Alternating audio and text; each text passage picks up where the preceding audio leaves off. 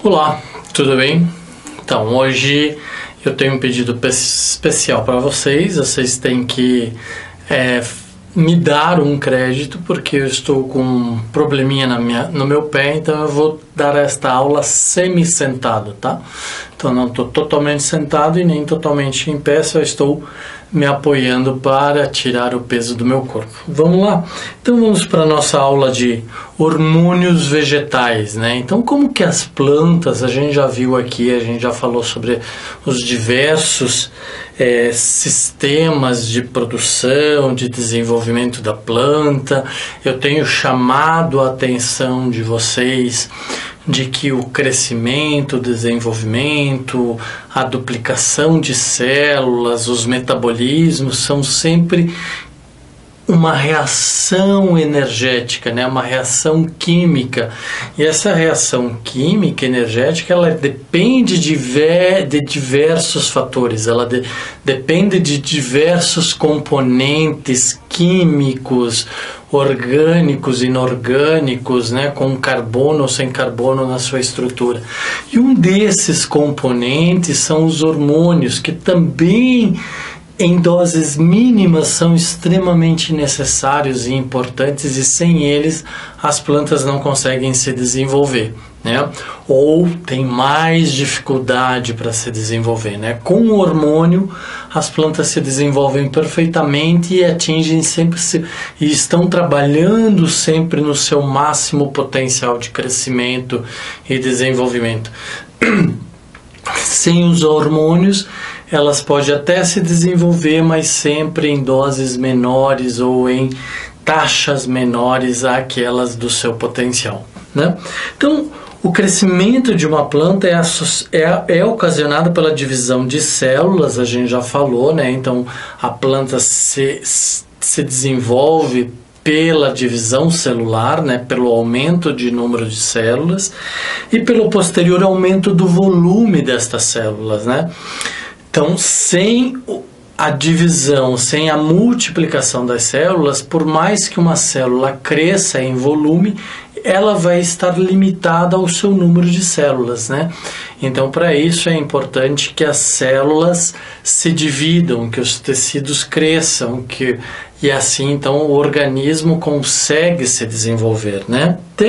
Até atingir um tamanho normal da célula, né? Então, esse volume, todas as células têm um tamanho normal, umas maiores, outras menores, né? As células musculares são maiores, por exemplo, né? Então, existe uma taxa de normalidade. Então, dessa forma, crescem os órgãos vegetais e, como consequência, toda a planta. Então, uma vez que o órgão cresce, o tecido cresce, o órgão cresce, a célula cresce, a planta, por consequência, também vai crescer, né? O crescimento é um processo irreversível que pode ser medido e acompanhado por uma diferenciação progressiva de células. Então, também aqui nós já falamos sobre os processos de diferenciação que as células sofrem ao longo de suas vidas, né? Que o organismo sofre ao longo de sua vida, né? Então, esse crescimento é um processo irreversível. Ela vai crescer, algumas células são mais longínquas, de maior tempo, né? Mais longevas do que outras, né? Tem um tempo de vida maior do que outras. Então, depende da função da célula, tá? Algumas células são quase que espontâneas, imediatas, né? Outras são mais longínquas. O crescimento, então, consiste em um aumento no número de células, divisão celular, e aumento do volume, de extensão celular. Então, o aumento do volume faz com que a célula aumente sua forma, estenda, né? Tem uma elasticidade maior. Tanto a divisão quanto a distinção celulares são diretamente influenciadas pelos hormônios vegetais, reguladores de crescimento ou fito-hormônios. Então, os hormônios vegetais são ditos reguladores de crescimento, tá? Ou fito-hormônio, fito que vem de vegetal, hormônio hormônio, né? Então, tanto um tipo de crescimento, que é a multiplicação, divisão celular, quanto a distensão, que é o aumento de volume da célula, são regulados pelos hormônios, né? Como eu falei, menores doses, menores taxas de desenvolvimento, menores índices, né? Ou volumes desses fito-hormônios. Volumes ideais, a planta vai se desenvolver na sua condição ideal.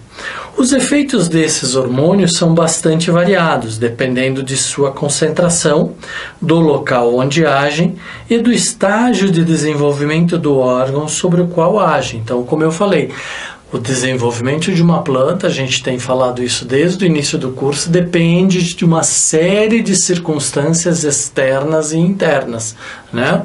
A soma de todas essas circunstâncias vai fazer com que a planta se desenvolva ou não, se desenvolva mais ou se desenvolva menos, ou até não se desenvolva, né? Tá? Então, por isso que os efeitos desses hormônios são bastante variados, dependendo de sua concentração.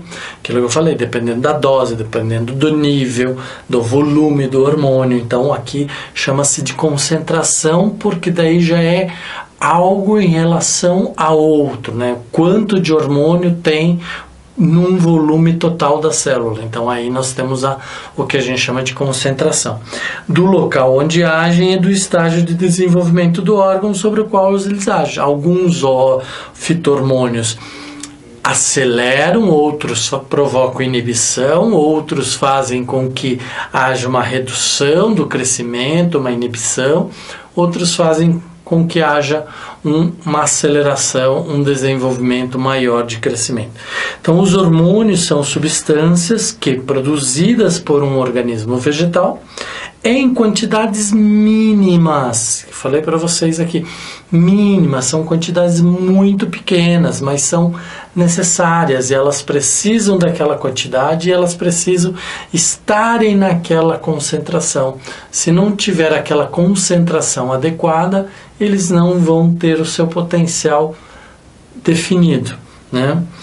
Regulam funções metabólicas em locais geralmente afastados de seus pontos de origem, né? Então, o que quer dizer isso? Que às vezes eles são produzidos por um órgão, mas eles agem sobre um outro tecido. Eles são produzidos por um tecido, por um órgão, por uma célula, mas eles vão ter a sua ação, vão agir em outra célula, em outro tecido, em outro órgão, tá?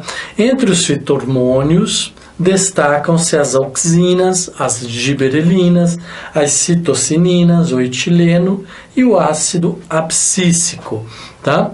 São os principais fito-hormônios, auxinas ou auxinas, as giberelinas, as citocininas, o etileno e o ácido abscíssico. Então vamos falar das auxinas. A auxinas foi o primeiro fito-hormônio a ser descoberto, foi descoberto no século XX, então bastante recente, né, por Frits Wendt, né, um holandês, um botânico holandês, que através de experimentos comprovou a ação, a existência da auxina e suas ações sobre os vegetais, tá? Que principalmente a auxina provoca o crescimento das células, tanto na divisão quanto na extensão das células. Então, em geral, as auxinas são produzidas nas gemas apicais.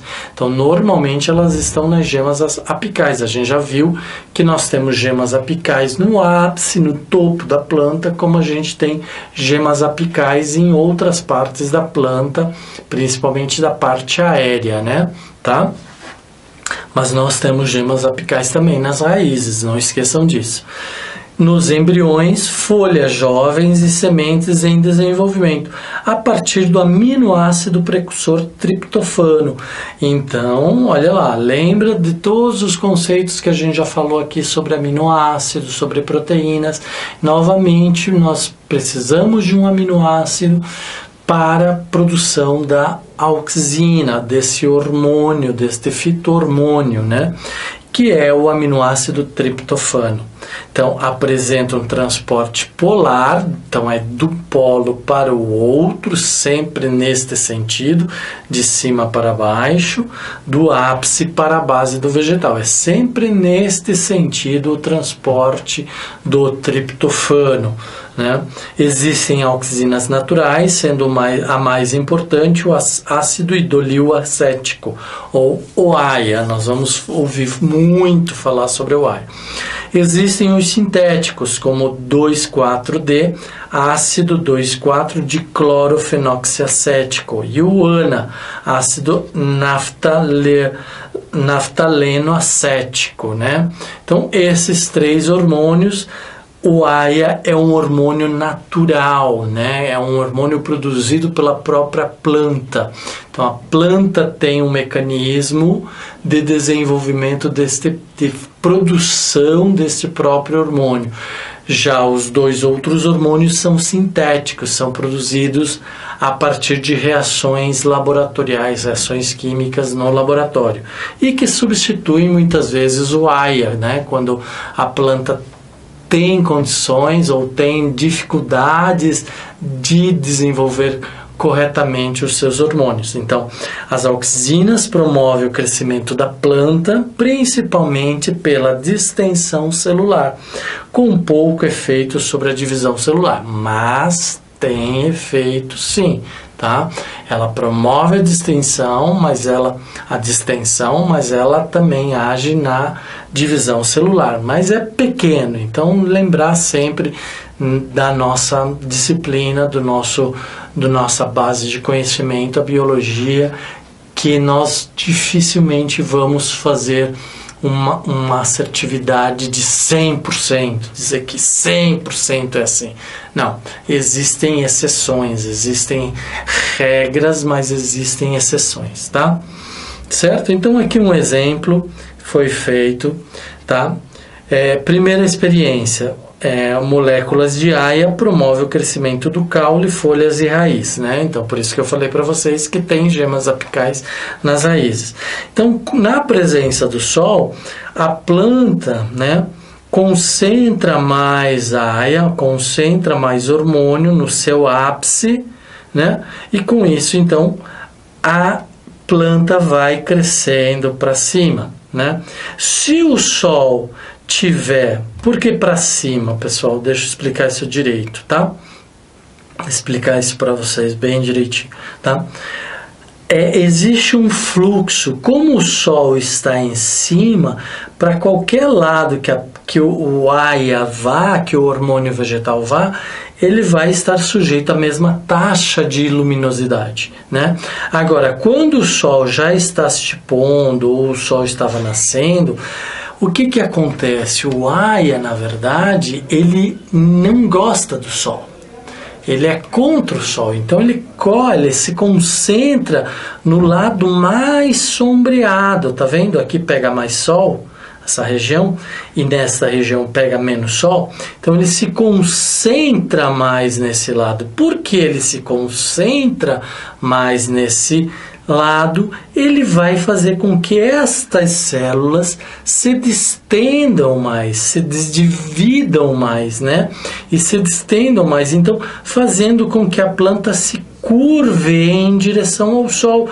Por quê? Porque aqui elas estão maiores e aqui elas estão menores. Então, esta planta, este lado vai crescendo, este lado, como não vai crescendo, vai puxando, e aí a planta se curva em direção ao sol.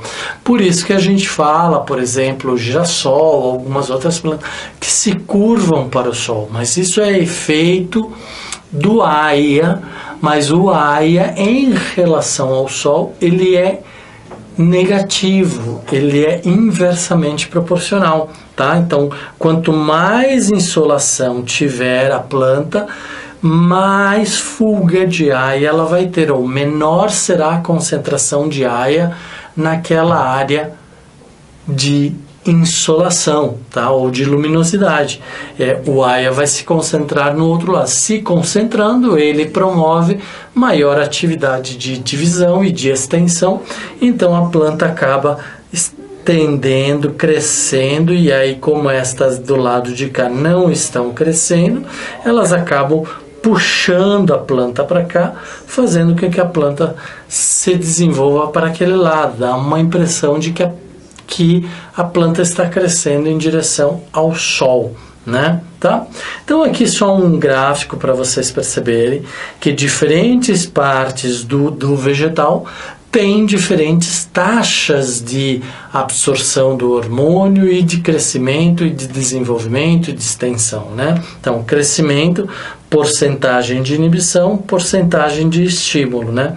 Então, aqui está a porcentagem de inibição e aqui está a porcentagem de estímulo, né? Concentração de auxina. Então, quanto maior a concentração de auxina, maior a taxa de inibição na raiz, no botão vegetal, e no caule menos, né? Tá? Mas na raiz maior, certo?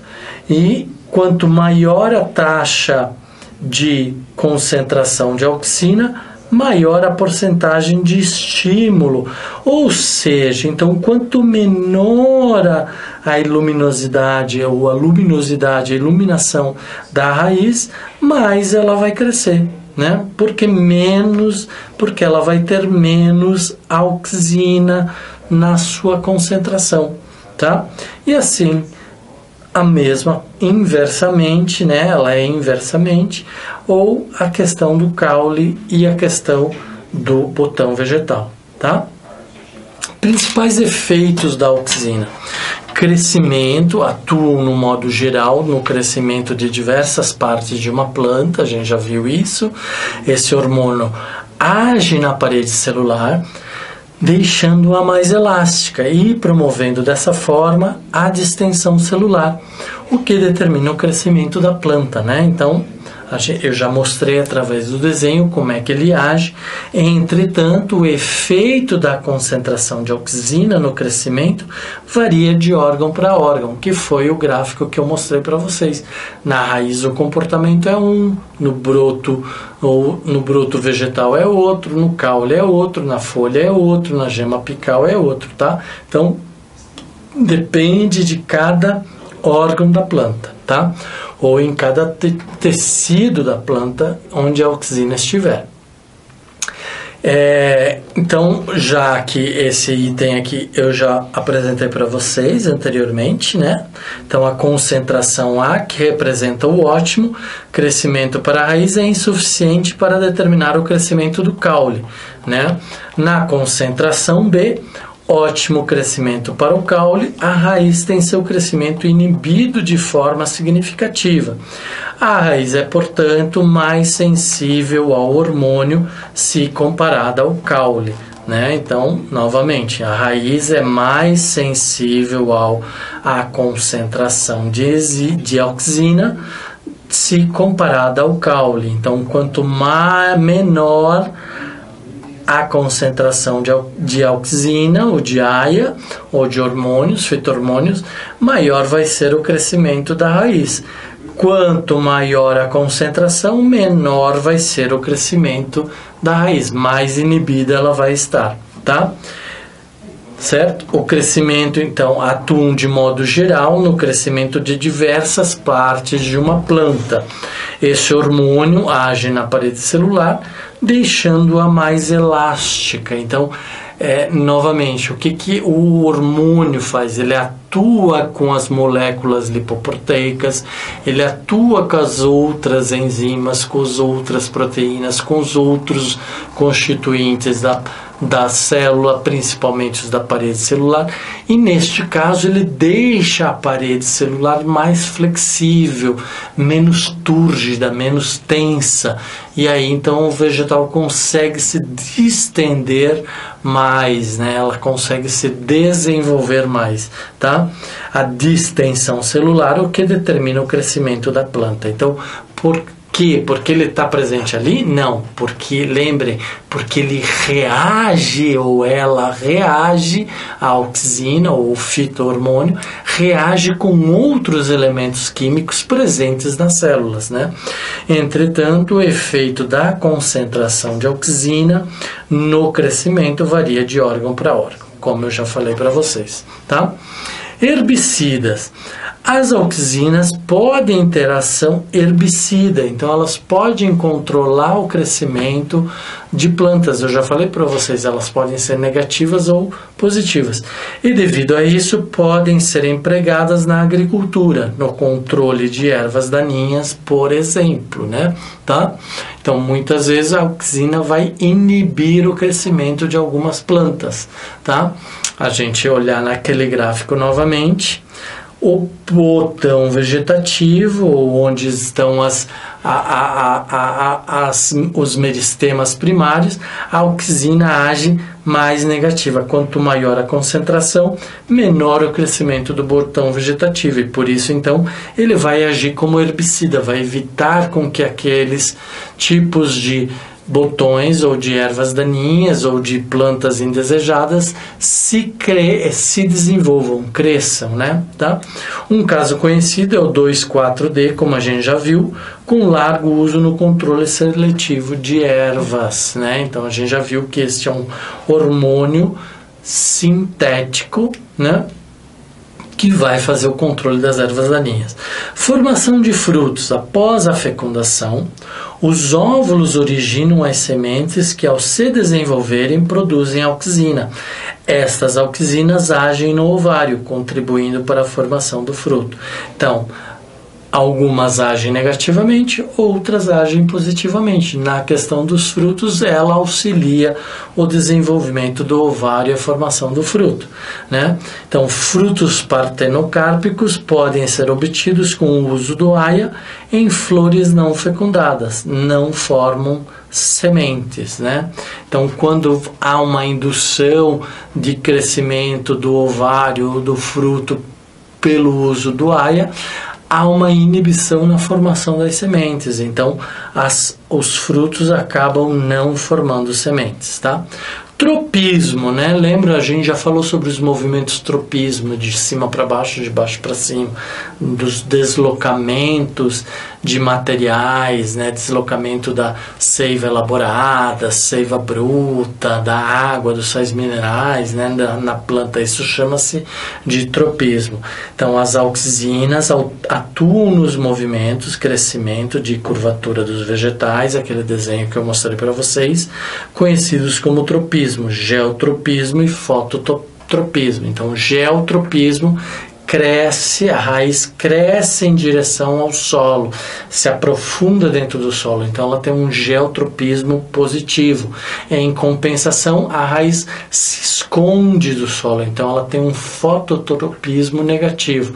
Já a parte aérea é o contrário, tem um geotropismo negativo e um fototropismo positivo, tá? Tais movimentos são determinados pela distribuição irregular desse hormônio ao longo do caule da raiz, em relação à gravidade e à luminosidade. Dominância apical. A auxina produzida pela gema apical provoca a inibição do desenvolvimento das gemas laterais dormentes e a consequente formação de ramos. Então, a auxina produzida pela gema apical provoca a inibição das gemas laterais. Então, quando ela está presente na gema apical, ela faz com que as gemas laterais entrem em dormência, mas se a gente cortar a gema apical, ela vai liberar o crescimento das gemas laterais, tá? Certo? E a consequente formação de ramos. É neste fato que se baseia a técnica da poda, tão empregadas por jardineiros, e que consiste na remoção do ápice caulinar para a obtenção de novos ramos, certo? Então é aquilo que eu estava falando para vocês. Se eu cortar a gema lateral, né? Se eu cortar a gema lateral, se eu cortar a gema apical, as gemas laterais vão se desenvolver, tá? Então é esse exemplo aqui, ó, dominância apical, planta não tratada, né? Então você tem as gemas apicais, as gemas laterais dormentes, então a gema apical vai se desenvolver. Eu elimino a gema apical e as gemas laterais passam a se desenvolver, tá? A aplicação de pasta de lanolina contendo auxina na borda da gema apical eliminada vai fazer com que as gemas continuem dormentes ou voltem ao seu estado de dormência, tá? E a planta volte a se desenvolver no ápice, tá? Abscisão das folhas. Então, as auxinas controlam a formação da camada de abscisão. Então, quando nós temos lá um caule e nós temos uma folha, tem uma região aqui que é responsável pela abscisão das folhas. Como que isso acontece? Isso acontece pela presença do hormônio que dá uma informação para o vegetal dizendo assim, esta folha não tem mais função, ela não precisa mais se desenvolver, ela não precisa mais estar aí, ela pode ser eliminada. Então o vegetal faz a eliminação automática. Eu falei aqui para vocês, por exemplo, das plantas caducifólias, que perdem as folhas no inverno, né? Por falta de luz, por falta de temperatura. Então, o fito-hormônio auxina, somado a essa falta de condições externas do ambiente, faz com que se desenvolva ou haja esse hormônio sobre essa camada de células responsáveis pela abscisão da folha. E aí ela se pronuncia e faz com que haja uma poda natural desta folha, ou uma perda natural desta folha, tá? Então essa camada é uma região que se forma no pecíolo das folhas e a partir do qual se verifica a queda das folhas, da abscisão foliar. Isso ocorre devido a uma diminuição da síntese de auxina no limbo foliar, diminuindo o seu transporte para o pecíolo, né? Então, é esta ação, reação química devido a condições externas que o vegetal sente, se desenvolve ou promove, e aí faz com que haja a perda da folha naturalmente, tá? Enraizamento de estacas provocam o desenvolvimento de raízes adventícias, facilitando o enraizamento de folhas ou ramos cortados. Então é muito comum quando a gente faz poda, a gente quer fazer ramo, a gente quer fazer muda de plantas a partir de pedaços de galhos ou de ramos das plantas, a gente faz o que? A aplicação do aia lá na base, que é do lado de baixo, sempre, a gente não pode perder o lado certo da planta, né? E aí, então, com isso, o aia vai induzir o crescimento da raiz, ou a formação de raiz nesse caulezinho que foi transplantado. Então, aqui eu estava falando para vocês da abscisão, da camada de abscisão, né? Tá? Certo? Só vou limpar aqui para que vocês possam observar entre vocês mesmos, na casa de vocês, estudando esta camada de abscisão. Isto acontece também, novamente, pela presença ou ausência das auxinas. E as gibberelinas também foram descobertas no século XX, né? Enquanto os estudiosos japoneses estudavam uma doença do arroz. O arroz é uma cultura agrícola muito importante para os japoneses, né? Então, uma doença atacou os arrozais e eles foram estudar esta doença e acabaram descobrindo a gibberelina. Então, essa doença provocava o estiolamento demasiado das plantas e ficou conhecida como a doença das plantas loucas. Então, o que é o estiolamento? É quando uma planta cresce demais na sua haste principal. Vocês podem fazer esse experimento na casa de vocês. Vocês pegam um copinho, põem um pouquinho de água, um algodão, põe uns feijõezinhos ali ou uns milhos, né? E deixam eles começarem a germinar ali no balcão, na escrivaninha de vocês, na cabeça da cama de vocês, lembrando sempre de manter a umidade do algodão. Quando eles começarem a crescer, já tiver uns 2, 3 centímetros, vocês colocam ele numa zona escura, onde ele não receba luz. Vocês vão perceber que eles vão estiolar o caule principal ou a haste principal devido à falta de luz. Então isso é uma ação da giberelina, vai fazer o estiolamento desta haste principal, tá? Então as plantas estavam infectadas por um fungo denominado Gibberella fujikuroi, que produz substância indutora de crescimento. Então este fungo, lembra, eu falei para vocês, pode ser uma reação orgânica, pode ser uma reação inorgânica, interna ou externa. Neste caso, uma reação devido à presença de um fungo que libera uma substância, que é essa substância gibberellina. Então o fungo é chamado Gibberella fujikuroi, e por isso chama-se de gibberellina, né? Tá?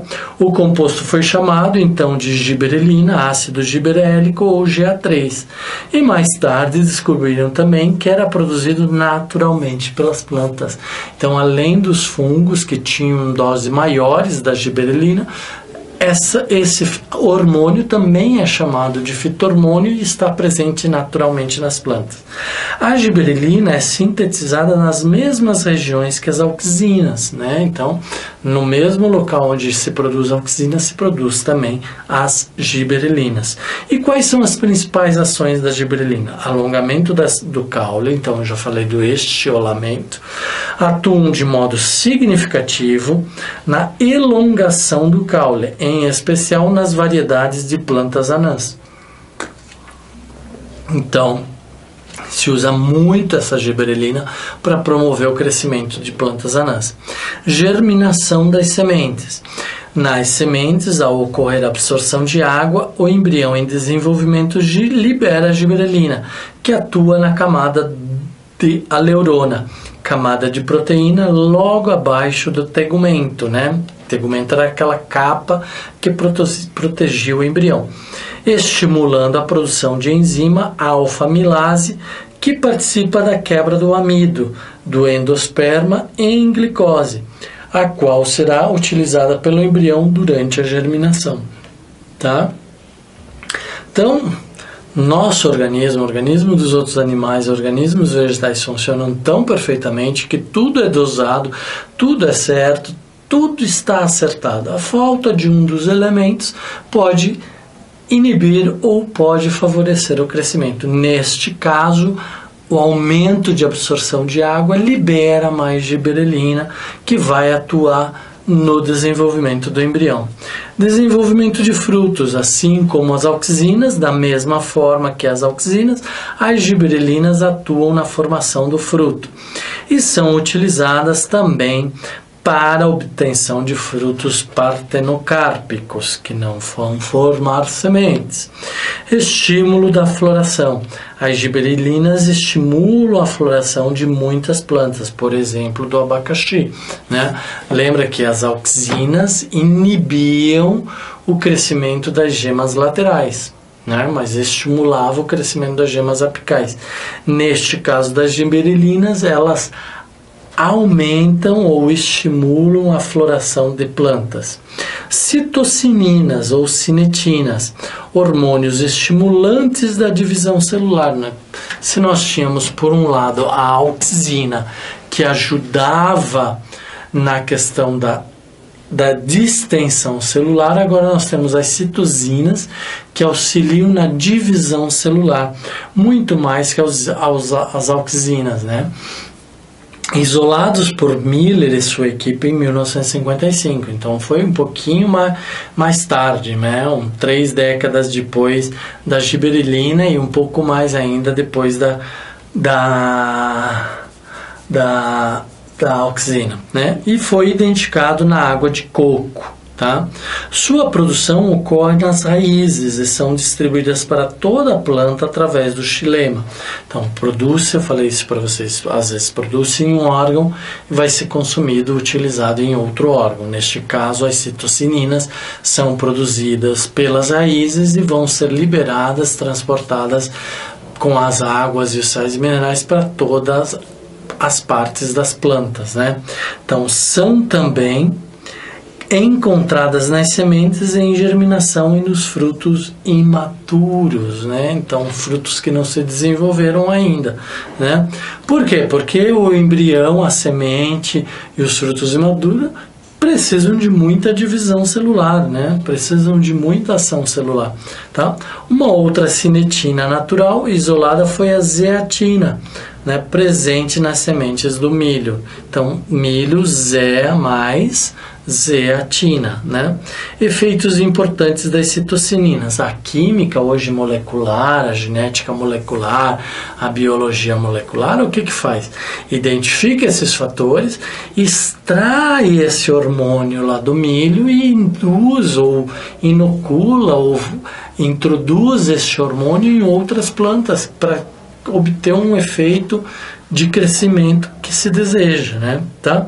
Efeitos importantes das citocininas: atuam estimulando a divisão celular, né? A gente já falou, retardam a senescência ou envelhecimento foliar. Nas gemas laterais atuam induzindo o desenvolvimento. Lembra, a auxina inibia o desenvolvimento, né? A menos que tivesse sido podada a gema apical. São utilizadas juntamente com a usina em meios de cultura de tecidos, onde promovem a diferenciação e o crescimento de raiz, tá? Então, as citocininas são responsáveis também ou atuam fortemente na diferenciação celular e no crescimento das raízes, tá? Etileno, o gás etileno produzido naturalmente pelos vegetais é um hidrocarboneto que atua como hormônio. Então, por exemplo, a gente e os seus pais vão falar isso, seus avós vão falar isso, que quando tem uma fruta podre na cesta de frutas, você tem que removê-la imediatamente, porque aquele apodrecimento faz com que haja uma liberação de um gás chamado gás etileno. Este gás provoca o quê? O amadurecimento de células, e aí outros frutos vão amadurecer mais rápido e vão se apodrecer, né? Tá? E aí vem aquele ditado popular que nós precisamos eliminar as frutas podres do nosso cesto para que a gente tenha somente frutas boas, né? Tá? A sua presença já foi confirmada em todos os órgãos vegetais, em alguns fungos também, tá? Então aqui nós temos o abscíssico, né? Tá? O ácido abscíssico, né? A formação das folhas, então o desenvolvimento polar ou a ação polar, né? Tá? Isso é só um exemplo para vocês verem, então, a fase de manutenção da folha. Então tá tudo bem, tá crescendo, tá mantendo. A fase de adução, de indução à abscisão, então uma vez que a folha já não tenha mais função, não precisa estar ali, o próprio vegetal vai induzir a sua abscissão, a sua queda, né? Seja por vários fatores, né? Vamos pegar aqui o exemplo novamente das plantas caducifólias que perdem suas folhas no inverno. E aí entra a ação do ácido abscíssico, que vai fazer com que a planta perca aquela folha. Também a auxina vai atuar aí, né? Tá? Está relacionado com o crescimento e o metabolismo vegetal, principalmente a maturação dos frutos. Quem? O gás etileno, né? Tá? O gás etileno está associado à maturação das plantas, tá? Embrulha-se frutas verdes para se obter um amadurecimento rápido, devido ao aumento da concentração de etileno liberado durante o processo. Então pega-se um mamão verde, pega-se um abacate verde, pega-se uma fruta verde, embrulha com papel jornal ou um papel, que ele vai reter o gás ali na própria planta. E aí a planta vai produzir esse gás, mas vai se beneficiar desse gás também para amadurecer suas células, seus tecidos. Então, a conservação de maçãs em câmaras frigoríficas conta com a utilização de concentrações elevadas de CO2, que inibem a liberação de etileno e, consequentemente, impede o apodrecimento de frutas. Então, o que os frigoríficos de frutas fazem? Eles recolhem do pé a fruta verde, levam essas frutas verdes para uma câmara fria. Se eles quiserem vender logo essas frutas verdes, eles vão induzir ou introduzir no ambiente da câmara fria o gás etileno. Agora, se eles querem preservar estas maçãs por mais tempo, por meses, eles vão introduzir altas doses de CO2 que inibem a ação do gás etileno. E aí, assim, a planta se conserva mais por muito mais tempo, ou a fruta se conserva mais por muito mais tempo, né? Então, atua também na senescência, que é o envelhecimento. Então, não deixa as plantas envelhecer, né? A abscisão de folhas, frutos, floração de algumas espécies. Ou seja, no caso do gás etileno, ele vai aumentar a taxa de maturação, então vai aumentar a taxa de senescência. O CO2, já ao contrário, vai inibir a taxa de senescência ou de desenvolvimento da planta, tá? E o ácido abscísico, ou ABA, né? Fito-hormônio descoberto em pesquisa com frutos de algodão, encontrado nas folhas, na coifa, né? Aquela camadinha que protege a gema apical, nas raízes ou lá na raiz, né? No caule, nos frutos e nas sementes. Normalmente apresenta ação inibitória sobre o crescimento e desenvolvimento dos vegetais. Então eu falei para vocês, quem que faz a ação da queda da folha? O ácido abscísico, né? A indução por auxina faz com que a linha de abscisão da planta se forme, se desenvolva e faça com que a planta perca a folha, né? E o ácido abscísico também da mesma forma, né? Então, por quê? Porque ele tem uma ação inibidora, tá? Retarda o desenvolvimento dos embriões, a germinação das sementes e conduz os vegetais ao estado de dormência, possibilitando assim a sua sobrevivência em condições ambientais desfavoráveis durante o inverno. Então tudo tem uma função de ser, né?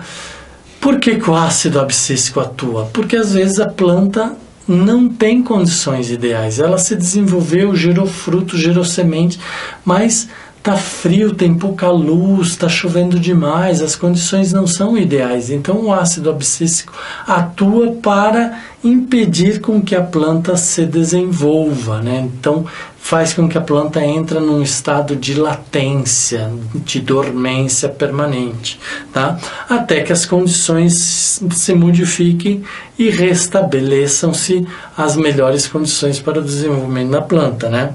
Então, atua também no fechamento dos estômatos, lembra, a gente já estudou os estômatos, todas as funções dos estômatos, em condições em que o suprimento hídrico é inadequado, estresse hídrico, tá? Então, atua também no fechamento dos estômatos em condições em que o suprimento hídrico é inadequado. Então, havendo falta de água, os estômatos vão fechar. Quem também ajuda nesse estímulo desta ação de fechamento dos estômatos é o ácido abscísico, né? Tá? E aí aqui então, para finalizar, eu coloco um quadro para vocês com os 5 fito-hormônios, onde eles surgem, né? Qual é a natureza deles, onde que eles atuam, né? Como que eles são transportados, onde que acontece, de que forma que acontece o transporte e qual o efeito da presença ou da ausência desse fito-hormônio. Tá certo, pessoal?